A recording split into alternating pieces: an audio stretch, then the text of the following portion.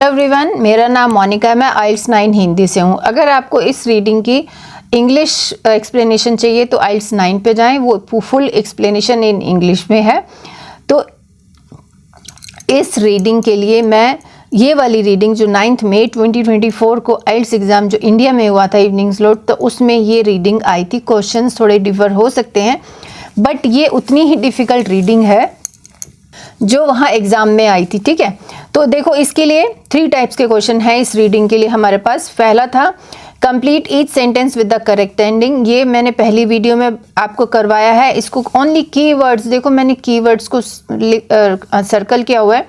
इनकी हेल्प से हमने लोकेशन ढूंढी और इन्हीं की हेल्प से हमने आंसर ढूंढे थे।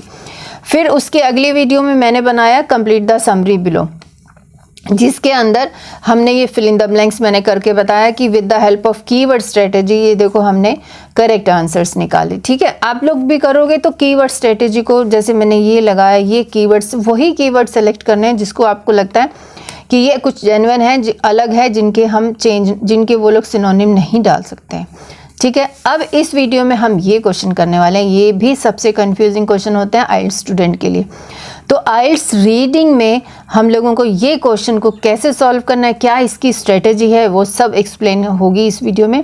विच paragraph contains the following information, मतलब अच्छा पहले इंस्ट्रक्शंस पढ़ते हैं। Reading passage has 8 paragraphs A to H। ठीक है, फिर which paragraph contains the following information. अब इन्फॉर्मेशन कौन सी है, ये जो दिए ना क्वेश्चंस फ्रॉम 36 to 40, ये जो ऐसे डिस्क्रिप्शन दिए ये है इन्फॉर्मेशन। इस इन्फॉर्मेशन को हमें पैराग्राफ्स में ढूंढना है जो कि A to H है, जो कि हमारे ये पैराग्राफ्स हैं। ठीक है, अब इनको करना कैसे, फिर अब पूरा अच्छे से अब हमने इंस्ट्रक्शंस पढ़ ली। अब इनको अच्छा ये भी सुन लो, ये क्या चीज़ होती है। You may use any letter more than once. कौन सी लेटर, ये किसी पैराग्राफ में सपोज हमें यहाँ पे 36 से 40 में से कोई दो इन्फॉर्मेशन, 2 क्वेश्चन हमें एक ही पैराग्राफ में मिल रहे हैं, सपोज ए में मिल रहे हैं, तो दोनों का आंसर में हम ए लिखेंगे। तो इसका मतलब ये है। अब इनको पहले हम पढ़ के चलेंगे, इन चारों को, इनको मीनिंग समझेंगे एंड इनका कीवर्ड्स निकालेंगे। Description of A study which supports another scientist finding, जो ऐसी कोई स्टडी जो अनदर साइंटिस्ट की स्टडी को सपोर्ट करती है। ठीक है, तो कहीं ऐसी कुछ बात हो रही होगी। और ये मत सोचना कि सेम टू सेम वर्ड मिलेंगे, नो। आपको आइल्स रीडिंग में सेम वर्ड्स नहीं मिल सकते हैं, बहुत कम होता है जब सेम वर्ड्स मिलते हैं। ठीक है, अब 37th वाला पढ़ते हैं। अब 37th वाला question, the suggestion that a person could gain from having an opposing लिटरलाइजेशन to most of the population. ये पॉपुलेशन, पर्सन, कुड गेन मतलब कुड गेन मतलब बेनिफिट हो सकता है, कुछ ऐसा कुछ वर्ड मिल सकता है। ठीक है, कि पर्सन को कुछ बेनिफिट हो सकता है from having an opposing लिटरलाइजेशन to most of the population. Reference to the large amount of knowledge. So कहीं किसी एक्सप्लेन होगा कहीं पे कि large amount of knowledge, vast amount of knowledge, vast knowledge of animal लिटरलाइजेशन that has accumulated, मतलब इकट्ठा किया गया है या उसको लिखा गया है। रिसर्च फाइंडिंग्स दैट वर, कोई रिसर्च फाइंडिंग्स हुई है that were among the first to contradict a previous belief. ठीक है, बिलीफ वर्ड इंपॉर्टेंट है, सेम वर्ड नहीं मिलेगा, अजम्पशन भी मिल सकता है, अज्यूम्ड भी मिल सकता है। फाइंडिंग्स तो यहाँ लिखा ही है। ठीक है, तो ये कुछ वर्ड ऐसा कुछ, ये वाला ढूंढना ईजी होता है लेकिन इसका सिनोनिम ही मिलेगा। ठीक है, तो ये रीडिंग जो है हम नेक्स्ट वीडियो में करेंगे। That were among the first to contradict a previous belief. ठीक है, तो कुछ फाइंडिंग्स ऐसी हैं जो पहले नंबर पे थी, जो कॉन्ट्राडिक्ट करने के लिए तैयार थी, जो प्रीवियस, जो कई सालों से जो बिलीफ चला आ रहा था लोगों का। ठीक है, अब हमने ये चारों पढ़ लिया है। अच्छा ये भी रहता है, a suggestion that lateralisation would seem to disadvantage animal. अब डिसएडवांटेज मतलब एनिमल को कोई नुकसान पहुंचाने वाली बात कहीं हो रही होगी तो वो हम एंड वुड सीम, जैसे देखो लिटरलाइजेशन तो हर जगह मिलेगा तो ये तो नहीं हो सकता। सजेशन, रेफरेंस, ये सजेशन भी कैसे कीवर्ड होगा, तो ऐसा कुछ होगा कि जिसमें एनिमल को नुकसान पहुंचाने वाली बात हो किसी पैराग्राफ में, वो ये आंसर होगा। ठीक है, अब पैराग्राफ ए पे चलेंगे। अब ये मैं ए पैराग्राफ पूरा आपको दिखा रही हूँ क्योंकि हमने फर्स्ट टाइप का क्वेश्चन किया था जब इसको पढ़ा था, सेकंड टाइप का क्वेश्चन किया था तब भी हमने ऑलमोस्ट लोकेशन ढूंढने की कोशिश की थी। तो कोई बात नहीं, अब हम समझो कि आप पहली बार ये वीडियो देख रहे हो, मतलब ये रीडिंग के लिए वीडियो देख रहे हो, तो उनके लिए हम इसको पढ़ेंगे। Creatures across the animal kingdom have a preference for 1 foot antenna, this cause of this trait. मैं सब कुछ नहीं समझ रही हूँ, मोटा मोटा इसको पढ़ रहे हैं, हम स्कैन कर रहे हैं। One side of the brain which generally controls the opposite side of the body, okay, is more dominant than other when processing certain tasks. This does some occasions let the animal down, such as when a toad fails to escape from a snake approaching from the right, just because its right eye is worse at spotting danger from, danger word आ गया देखो, from than its left. So why would animals evolve a characteristic that seems to endanger them? अच्छा, animals भी है और danger और endanger भी है, मतलब एनिमल्स के लिए ये डिसएडवांटेज है। देखो कि ऑन सम ओकेजन्स, अच्छा क्या है, लेटरलाइजेशन की उन्होंने डेफिनेशन दी, a suggestion that lateralization would seem to disadvantage animal. देखो मुझे यही लग रहा है, सीम्स वर्ड भी मिल गया, वुड भी मिल गया एंड एंडेंजर भी मिल गया। एंडेंजर मतलब कुछ लाइक मैंने बताया था ना कि एनिमल्स को कुछ खतरे वाली बात होगी या कोई डिसएडवांटेज होगा, तो ये डेंजर ही तो है इन लोगों के लिए। देखो, और हमें सेम वर्ड्स मिल गया, वुड भी मिल गया, सेम भी मिल गया, तो हम इसको लगा देंगे ए नंबर। ठीक है, अब चलते हैं बी पैराग्राफ पे। ओके, अब बी में देख लेते हैं एक बार, इसको भी जल्दी से पढ़ लेते हैं। For many years it was assumed, so मैंने क्या बताया था, अज्यूम्ड वर्ड इंपॉर्टेंट है। जैसे मैं यहाँ पे कुछ ये बता रही थी ना, बिलीफ एज्यूम्ड सेम वर्ड होते हैं, बट फिर भी हमें और चीज़ें भी ढूंढनी है। That were among the first contradict a previous belief. चलो देखते हैं। So for many years it was assumed that lateralization was a uniquely human trait, कि lateralization uniquely human trait, human से रिलेटेड था, but this notion rapidly fell. जो ये notion था, ये जो बिलीफ था, ये रैपिडली फेल हो गया, मतलब नीचे चला गया apart as researchers started uncovering evidence of lateralization in all sorts of animal. देखो ये नोशन फेल हो गया, फिर रिसर्चर्स ने अनकवरिंग किया, मतलब निकालना शुरू किया एविडेंस एनिमल्स के बारे में। तो ये यहाँ पे देखो, research findings that were among the first to contradict a previous belief, तो इसको हम बी लगा देंगे। अब फर्स्ट को मत देखो, ठीक है। तो यहाँ जब एज्यूम्ड किया जा रहा है, उसके बाद ये नोशन फेल हो गया, तो रिसर्चर्स ने स्टार्ट किया एविडेंस को ढूंढना, ठीक है। फिर उसके बाद ये किसी पर्सन का नाम दिया है। फिर हम और चलते हैं, अभी बी थोड़ा और बाकी है, इसको भी पढ़ लेते हैं। शी हैड बिन, ये जो लेजली रोजर्स है, ये ऑस्ट्रेलिया में ये सब कर रही थी चिक्स के ऊपर।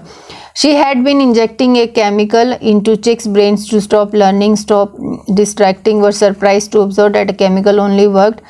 That strongly suggested that the right side of the chick's brain played little or no role in the learning of such behaviors.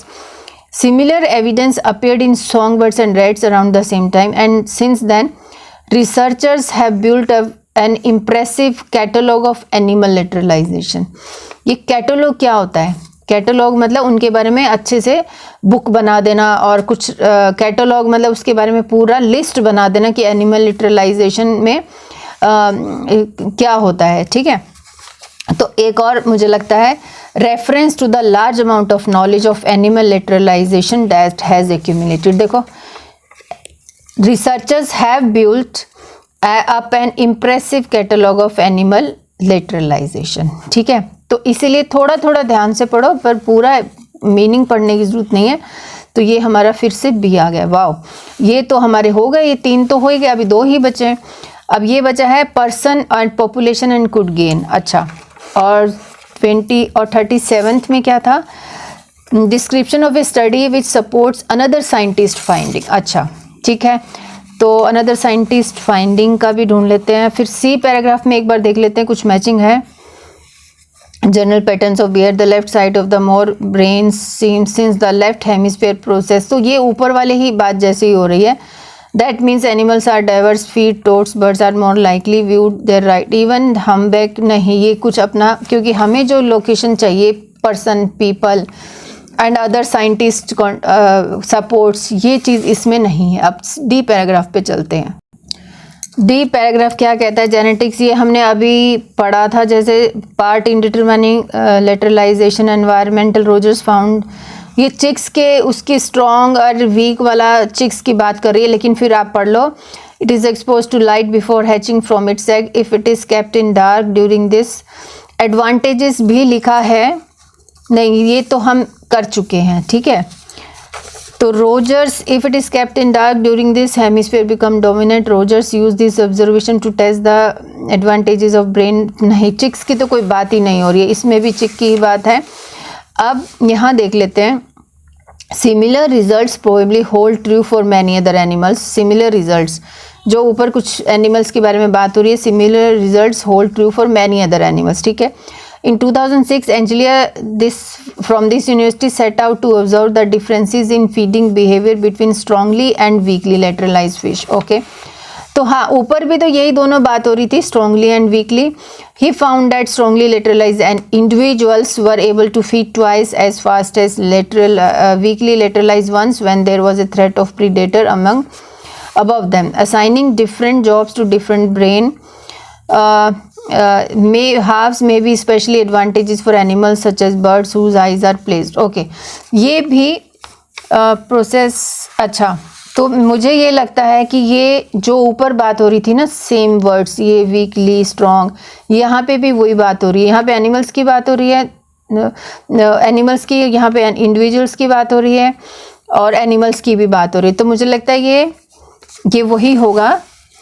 कहीं पे ये था ना 37 वाला, देखो, description of A study which supports another scientist finding, तो ये हम इसको लगा देंगे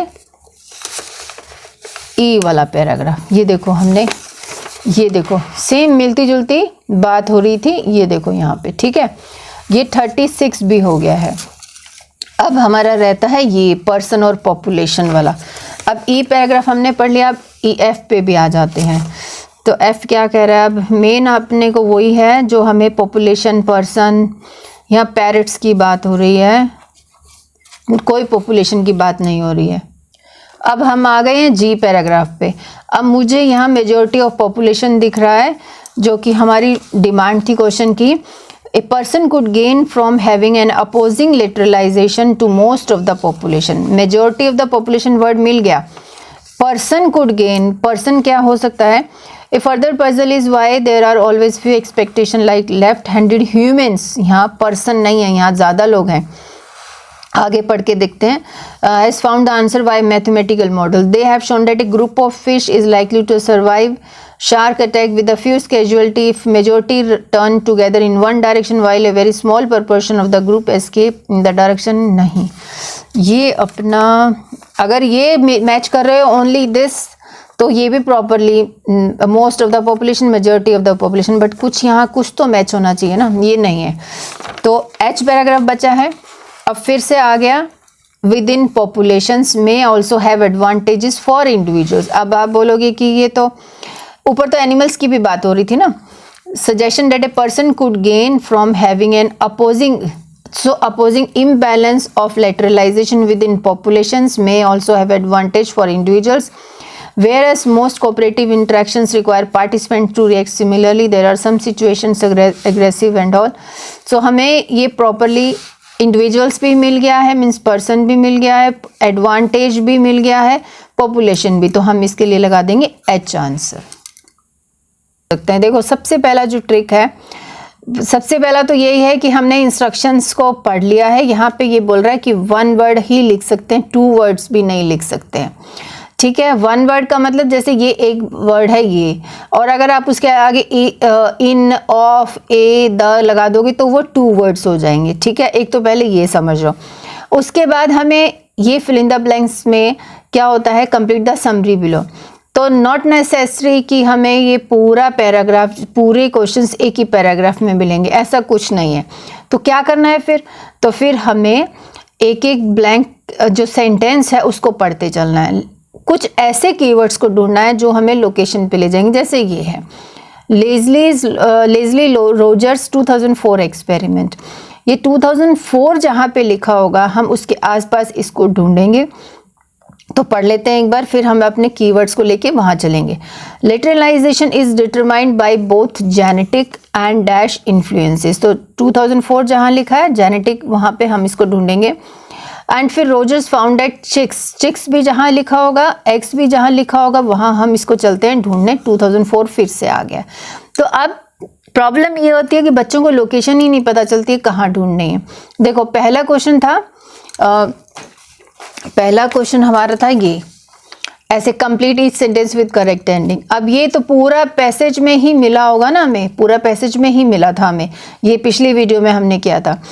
अब हम जब सेकंड टाइप का क्वेश्चन करते हैं तो हमें ऑलरेडी थोड़ा अवेयर होता है कि हमारे ये वाले वर्ड्स हमें कहाँ मिले थे। तो मुझे चिक्स और अंडे एग्स याद है किस पैराग्राफ में थे, अभी आप मेरे साथ साथ करना। देखो फर्स्ट पैराग्राफ में तो ये चिक्स और एग्स की बात नहीं हो रही थी, ठीक है।